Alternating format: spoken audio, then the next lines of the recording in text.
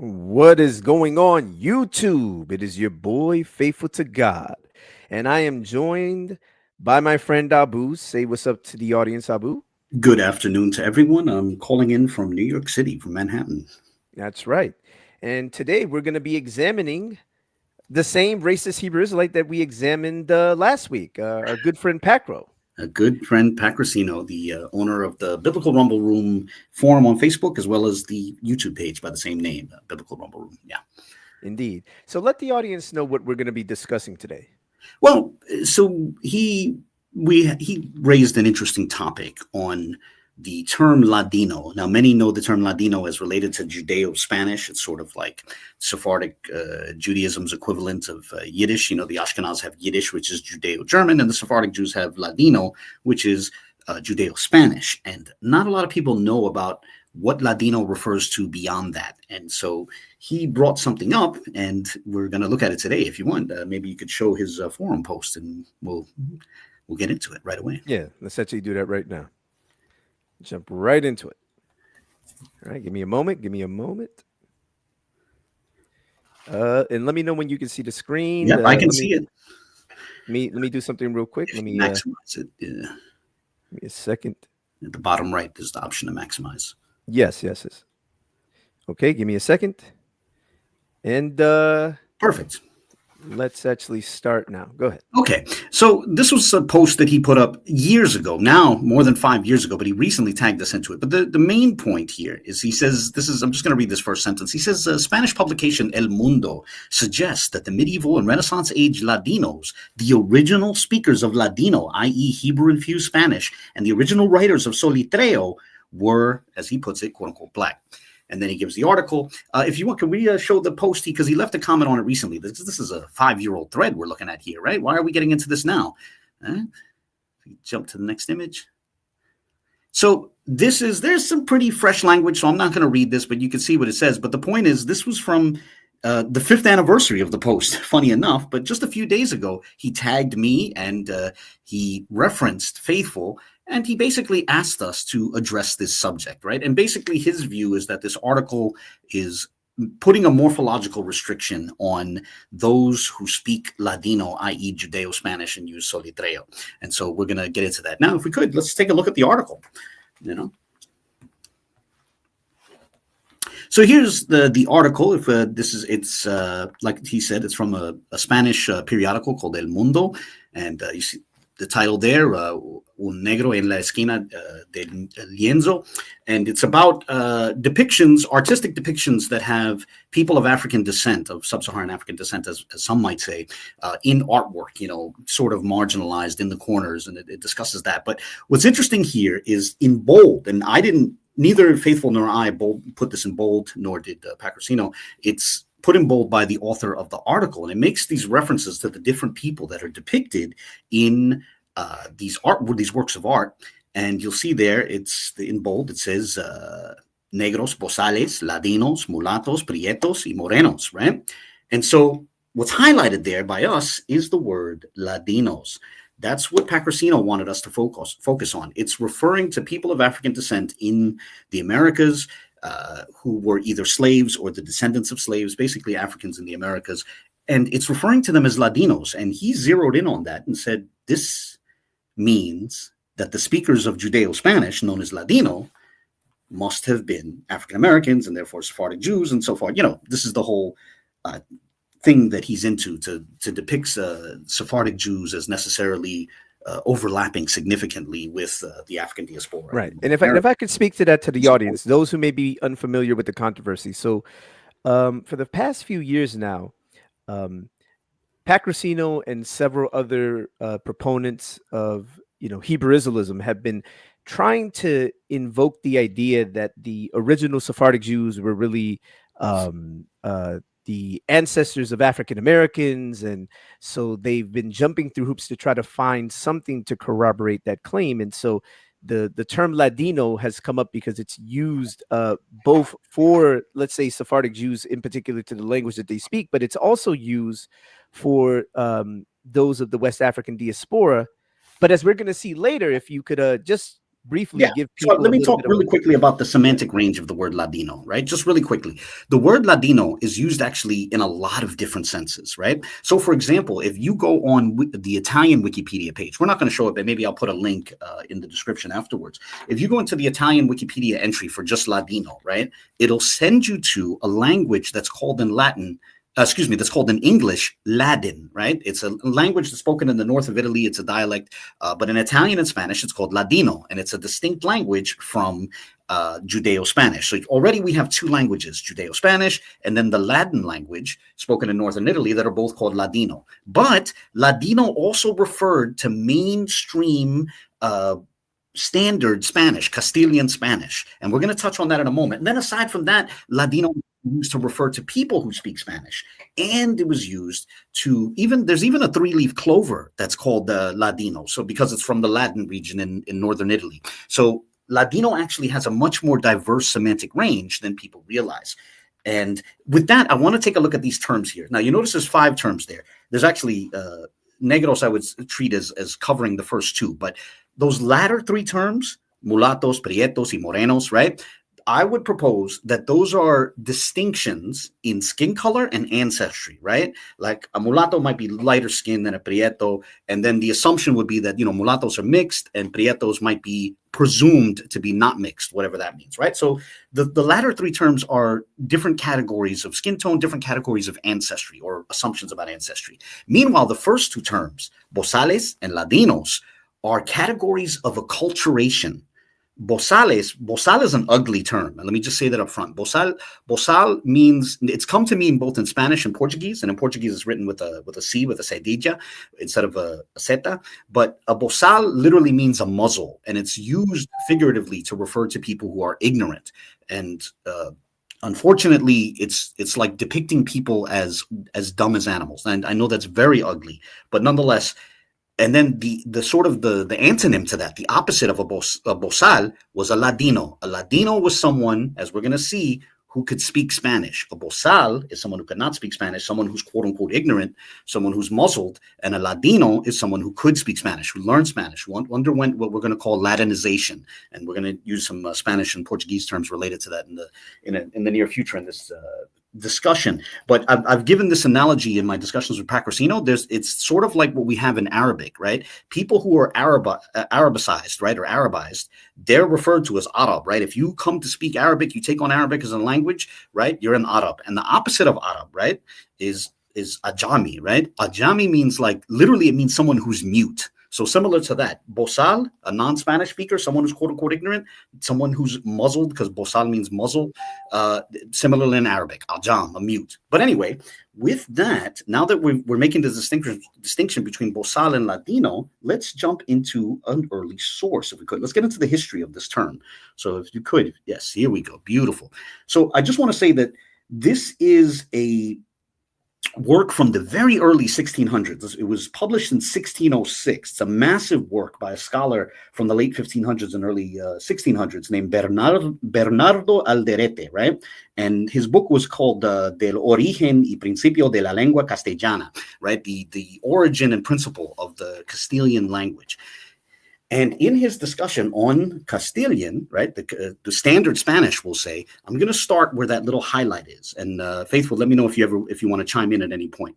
But yeah, so I'm going to start there. So he's discussing the Castilian language, which he calls Castellano, right? He says, de Latino dijeron Ladino. Oh, by the way, I should say this. It's an older form of Spanish. So people who know some Spanish, you're going to recognize a lot of this, but some of it's going to be strange. Like, for example, it'll have an X where, today's modern Spanish would have a J, or it'll have like a Y Latina where you would typically have an Y, so an I instead of a Y, an X instead of a J, X instead of J. I think another thing you'll see is Zeta or Z instead of C or C, right?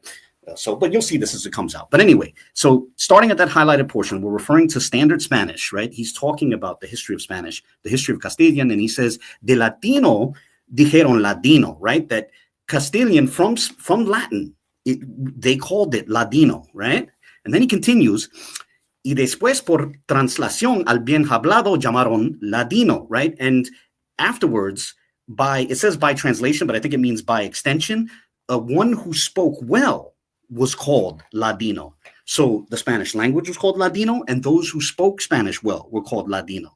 And then he says, y aún respecto del arábigo, dicen que un moro que habla castellano, que es ya Ladino. So with respect to Arabic, it's said that a Moor who speaks Castilian, that person is now Ladino. So you become a Ladino by taking on the Ladino language, which is standard Spanish, Castilian, right? And then he says, teniendo por Latina a nuestra lengua, having for Latin our language, right?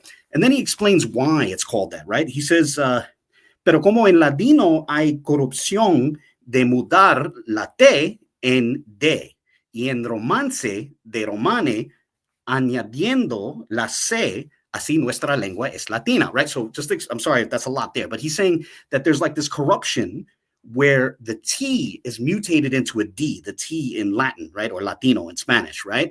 And Romane, which was their other name for the Latin language and also for Castilian Spanish, they says they added a C. That's how from Romane, you get romance. Could you bring it up a tiny bit? I think your bar, I can't see what's at the bottom, or shrink it down a little bit.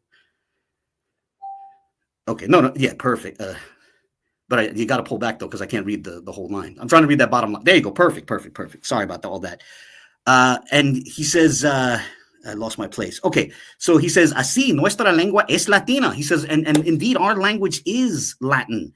Y romana, and our language is Roman, pero ladina y romance. So it's Latin and it's Roman, but it's ladina, and romance, right? Romance con corrupción de gramática y vocablo. So he's saying the Spanish language is Latin. It's fair to call it Latin because it's basically just Latin corrupted a little bit in its grammar and vocabulary. But the main point of showing this is that in this discussion from the 1600s on the history of Spanish, he was saying that Spanish itself was called Ladino, and those who spoke Spanish were called Ladino as well. You came to be a Ladino. So a Spaniard who spoke Latin well was called a Ladino. A Muslim, let's say Arab, who took on the Castilian language, he also was called Ladino, right? So if that's just to set it here. So Ladino was also a linguistic term to refer to the speakers of Spanish, which was called Ladino.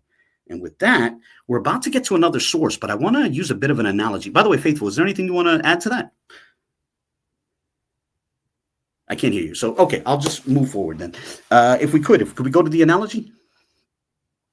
All right, so we're going to look at a source that Pacroseeno wanted to discuss in a moment. But when we were looking at that source that we're about to look at, he was having trouble grasping the concept of context, of domain of discourse. So I'm going to use this analogy, and then we're going to move into the source that we're going to look at, all right? There's a source that I attempted to discuss with Pacroseeno, and he seemed to have trouble interpreting, right? So first, context. Here's the context of a statement that you can imagine me making, right? So the context for my statement, let's say I'm having a discussion about my paternal family in the United States, right? And we're going to call them the Lahuagüeños, right? Because my paternal grandfather is from a city called Lahuaga in Ilocos Norte, right? So we're going to call this my family in New York and New Jersey, the Lahuagüeños, right? So the Lahuagüeños, first and foremost, would have my paternal grandfather, my father's father, right? Then it would have his sons, which would be my father and my father's brothers, i.e. my paternal uncles. Then you'd have down the tree, you'd have their children, which would be me and also my cousins, i.e. the children of my father's brothers. And then we'd have their children, my children and my cousins' kids, right? Now, imagine that we're having this discussion about my family, my paternal line in America.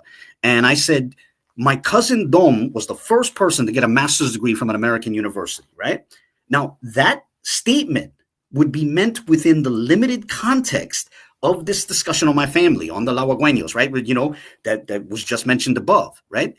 The first within my family is being referred to, not the first in all of American education history, right? You understand? The whole point of this analogy is to understand the concept of a limited domain of discourse, a limited context to a statement. So with that, let's get to this other source that's discussing. Real quick, if we could, just to tie it in, because for those who may be getting lost in the sauce, just to kind of bring them up, the analogy is meant to convey in terms of what's relevant with the back and forth with Pacro, so the audience can catch it, because they might not be able to catch it on first listen. So if you could just kind of walk them into it a little bit, just walk them in.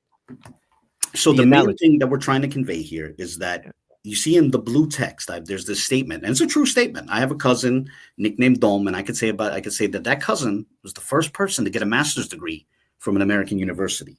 Now, if I said that in the context of a discussion about my family, about the descendants of my paternal grandfather, right, I wouldn't be claiming that my cousin is the first person in the entire history of the American education system to get a master's degree from an American university.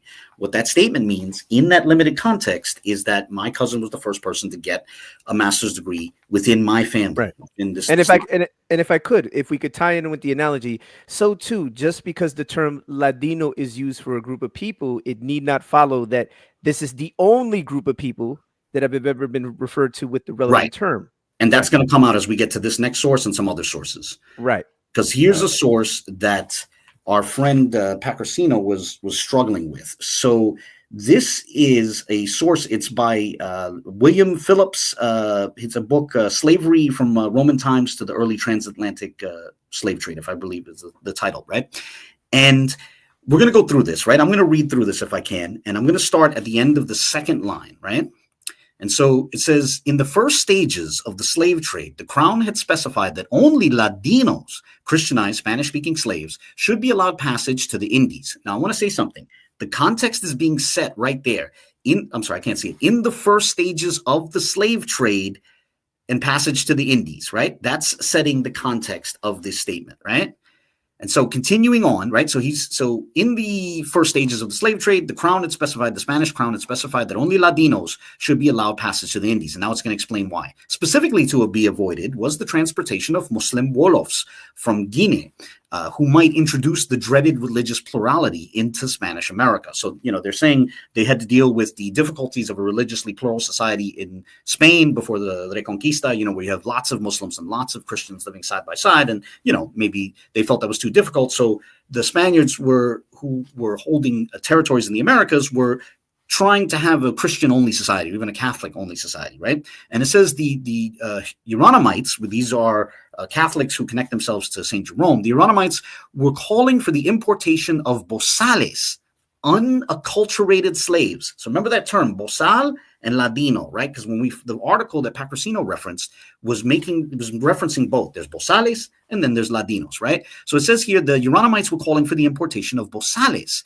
which are unacculturated slaves. In the New World, the term bozal generally was used to describe an African newly introduced into European-controlled areas, whereas Ladino at first was used for a slave who had been born in Spain or who had resided there long enough to acquire the language before he or she was taken to the Indies. Later, Ladino came to be used for designating the level of assimilation of the slave, whether he or she had been assimilated in Spain or in Spanish territories overseas.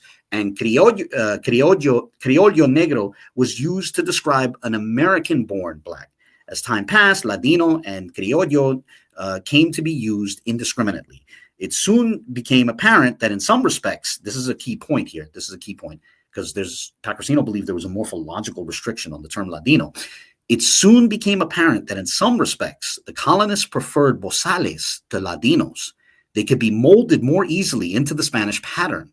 All the bozales were black, and their skin color would aid in their identification and control. Could you bring it up? Because I can't see the... Oh, no, it's fine. Actually, it's fine. No, I'm sorry. It's okay. Just shrink it back down and just bring it up slightly. Okay. Yeah, perfect. Okay, here we go. That's fine. So again, all the bozales, it's saying here that some of the Spanish slaveholders preferred having bozales to Ladinos. And it says all the bozales were black and their skin color would aid in their identification and control. Many of the Ladinos in the early period were mulattoes or moriscos and could escape detection more easily. And this is significant because what this means is that the bozales, the people who were, as some of the youth used to say, fresh off the boat from Africa, they were identifiable even by their skin tone. The Ladinos, even the earliest Ladinos, even within the context of slavery in the Americas, were apparently morphologically diverse. And this was a problem for the slaveholders because not only did they have the language skills to blend in with the free Spanish society in the Spanish colonies, but some of them even had the outward appearances that would allow them to blend in and avoid detection by blending in with the free Spanish society. And that's significant. But if we can, let's now tie this back in with the analogy. If we Real quick before we Go ahead, move yes, on, please. that is a really, really, really, really like I mean, how could he have read this source and not caught that? Is the question that I have. Mhm. That seems Well, and I pretty pointed obvious. it out to him, and he didn't want to discuss it. That last bit shows that even in this context, this is a limited context, but even in this context, the term did not have a morphological description. There were some Ladinos who had the outward appearance that allowed them to blend in. So here we go. Now let's explain this excerpt from William D. Phillips' Slavery from Roman Times to the Early Transatlantic Slave Trade. Could you zoom out just a tiny bit? Perfect. Okay. So first, the context. Remember in that analogy about my family and whoever was first to get a master's degree in American university, it was about context. The context was the statements. There was a statement, quote, in the first stages of the slave trade to the Indies, right, end quote. And then there was another statement that said, in the New World. These statements, these phrases make clear that the context, the domain of discourse of that paragraph was slavery in Americas. Now, in that context, in that limited domain of discourse, Ladino was initially employed to refer to those who underwent such acculturation or Latinization in Spain, but then it was extended to those who underwent such acculturation in the Americas, and then further it was extended to those undergoing such in the Americas from birth, right? But the domain of discourse is discussion about slaves in the Americas, not the entire history of the term. And that's why when it says, at first it referred to this and then it referred to that, it's in the context of slavery in the Americas. Hope that's clear. But with that, now maybe we can talk about, so before we get to this, I was wondering if you could show the census data from Guatemala. So what we're going to look at now, and, there's a lot of different stuff that you can look at, but while he's pulling this up, one thing that becomes clear if you do a search on like the Spanish term for Latinization, which is Ladinización, right? Or the Portuguese term, and we'll show it on the screen in a little while, Ladinização, right? Which is Latinization. People undergo this process of being converted into Spanish speakers. Okay, good. So what he's showing here, this is government census data put out by the government of Guatemala, right? And you can actually see the website up there, this, but it's right there. It's ine.gov.gt, right? That's the Guatemalan government, right? And go back up just a little bit. Oh, yeah, no, this is fine. It's listing, go down just a tiny bit. It's listing the 27 different possible grupos étnicos. Now, it says ethnic groups, grupos étnicos, but these ethnic groups are largely linguistic groups, but nonetheless, it's showing the different percentages of different ethnic groups in Guatemala recognized by the government. And look at the largest ethnic group. The largest ethnic group in Guatemala in the census data from 2002 is, at over 50%, Ladino. Ladinos make up the largest ethnic group in Guatemala. What's happening here? It's distinguishing them from purely indigenous people who might still be Quiche speakers or something like that, or some of these, or Garifuna speakers and so on, right? So the Ladinos, these people who descend from people who were culturated into the sort of Spanish culture and more importantly, the Spanish language, they make up the majority. The reason why even to this day, the Guatemalan government recognizes Ladinos as the majority of the Guatemalan population is because that's a vestige of this Spanish past where people who were converted into Latin to Spanish speakers were themselves referred to as Ladinos, right? If you adopted the language of mainstream Spanish, Castilian Spanish, which itself was called Ladino, you yourself would be called Ladino. And we saw that even in that source from the 1600s, that if you spoke Spanish well, you were a Ladino. That applied even to Spaniards. And then even amongst the Arabs or the Muslims of Spain, that if you became a Castilian speaker, you then became a Ladino. Right. So with that, I think we need to go back to the images because it wasn't just, that's for the Americas. So what that shows is that in the Americas, and you can find more of this, again, just do searches on Latin America, Latinization, or Ladinización, or Ladinização, and so forth. It'll talk about the Latinization, the conversion of like the indigenous and also, of course, the mestizos, those who mix with the indigenous, into Spanish speakers, right? It's the next image after this. We're going to go, so this is a Filipino source. No, it's a source about the Philippines, right? And it's talking about the trend of, it's in this context of poetry, right? It says the poems were in Ladino style, that is lines in Tagalog that alternate with lines in Spanish. And to be a Ladino poet was to be able to write in both Tagalog and Spanish. So this is in the early Philippines. You had a situation where you had people being called Ladinos in the Philippines as well. The Spanish were referring to, for example, Filipinos who came to become Spanish speakers as Ladinos. But then highlighted here, it says the first known Ladino poets were Spanish missionaries. Now, again, this is in the context of the Philippines. It doesn't mean this for all of the history of the term Ladino. But this is important because much like what we saw in that source in the 1600s, Ladino was even used to refer to Spaniards. So Spanish missionaries coming from Spain, they themselves were being called Ladino in the context of their ability to bridge in between Ladino and Tagalog being one of the native languages of the Philippines. But the point is, Ladino was not only applied to the native Filipinos, it was also applied even to the Spaniards who were coming over, right? So what we're seeing here is we have Spaniards being called Ladinos, Native Americans, i.e. indigenous people of the Americas being called Ladinos, Filipinos being called Ladinos, Africans being called Ladinos, and all of them are being called such based on their ability to speak Spanish. It's a term referring to a level of acculturation, a level of knowledge in the Spanish language. Do you have anything to share before we jump up? Because I think we're closing out.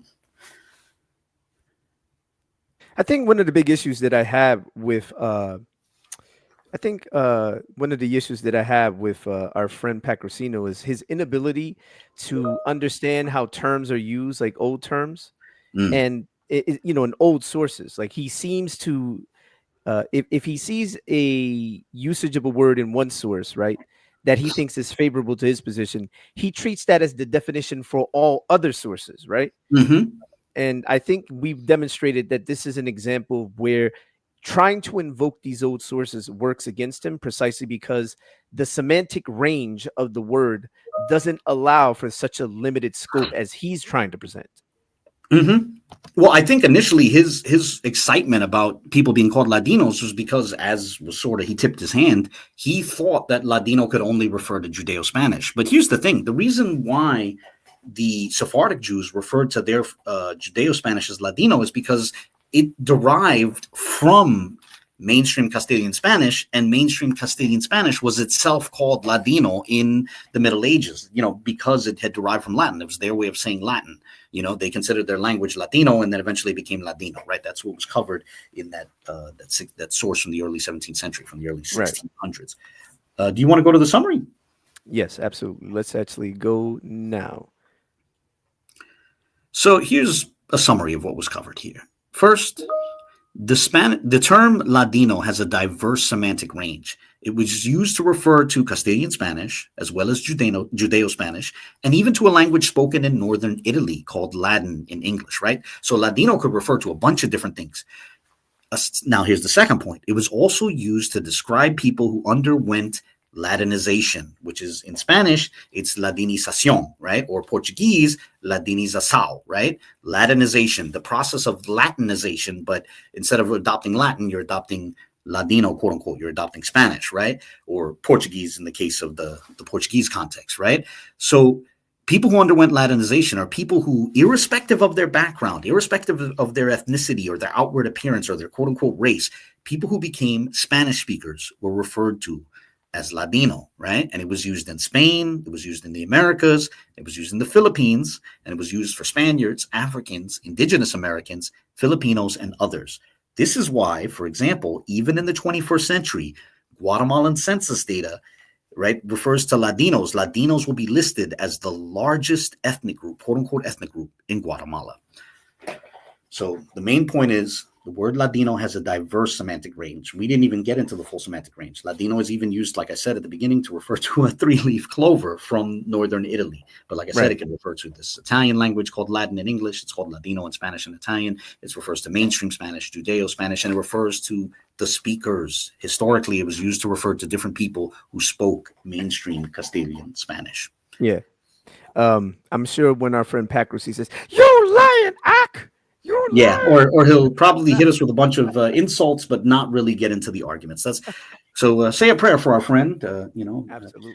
But we wanted, mainly because he was bringing this up and asking us to comment on it, we wanted to just make a very short video, which might serve as a resource for other people who might be interested in this topic. Like, why is certain people, like, slaves or their descendants in the Americas, being referred to as Ladinos? We wanted to get into a bit of the semantic range and provide a resource which, can explain it a bit more, explain some of the nuances of this topic. Absolutely. But we'll give some more resources. We'll give our sources that we showed here in the description, but we'll also put a few more resources as well. Absolutely. With that, I think that's all that's needed. All right. So I think we're going to wrap it up here. God bless you all. I hope this has edified someone out there.